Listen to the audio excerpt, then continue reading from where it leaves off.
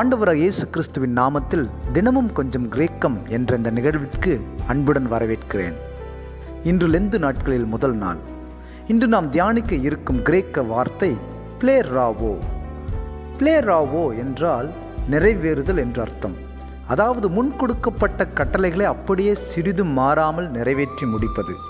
மத்தேயு 5:17 இயேசு சொன்னார், நியாயப்பிரமாணத்தை ஆனாலும் தீர்க்க தரிசனங்களை ஆனாலும் அழிக்கிறதுக்கு வந்தேன் என்று எண்ணிக்கொள்ளாதேயுங்கள், அழிக்கிறதற்கு அல்ல நிறைவேற்றுகிறதற்கே வந்தேன்.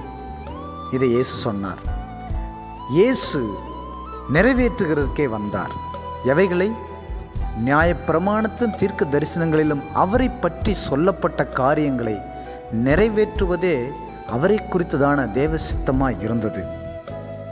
ஸ்திரீயின் வித்தாக சர்ப்பத்தின் தலையை நசுக்குகிறவராக இவ்வுலகத்தின் மக்களுக்காய் கிருபாதர பலியாக வந்தவராய் இருந்தார்.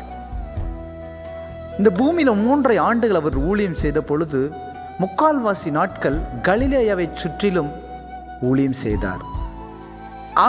அவரை குறித்த திட்டத்தை நிறைவேற்றுகிற காலம் சமீபமாய் இருப்பதை அறிந்து மத்தேயு 16:21 அப்புறம் சீசர்களிடத்தில் அடிக்கடி அவர் சொன்ன வார்த்தை என்னவென்றால், இதோ மனுஷகுமாரன் பாவிகளின் கைகள் அகப்பட்டு வேத பாரகராலும் பரிசேயராலும் ஆசாரியர்களாலும் கொலை செய்யப்பட்டு 3ஆம் நாளில் உயிர் தெழுவார் என்பதை சீசர்களிடத்தில் அடிக்கடி அவர் சொல்லிக்கொண்டே இருந்தார். அவருடைய முழு நோக்கமும் கொஞ்சம் கூட மாறாமல் எருசலேமுக்கு போக வேண்டும், மனுக்குலத்திற்காய் ரத்தம் சிந்த வேண்டும், இதையே அவர் எண்ணிக்கொண்டிருந்தார். தம் வாழ்க்கையில் இருந்த தேவ சித்தம் இந்த மனுக்குலத்துக்காக ரத்தம் சிந்த வேண்டும் என்பது. அதிலிருந்து சிறிதும் மாறாமல் தம்மை குறித்து எழுதப்பட்ட அத்தனை கட்டளைகளும் சிதறாமல் அப்படியே நிறைவேற்ற வேண்டும் என்ற ஒரு நோக்கத்தோடையே சென்று எருசலேமிலே கல்வாரியிலே தம்முடைய ஜீவனை நமக்காய் இயேசு கொடுத்தார். இந்த சிலுவை பாடுகளை தியானித்து கொண்டிருக்கிற இந்த நாட்களில் கூட நம்முடைய எண்ணமும் அப்படித்தான் இருக்க வேண்டும். நம் ஒவ்வொருவரை குறித்து ஒரு தெய்வ சித்தம் ஒன்று இருக்கிறது.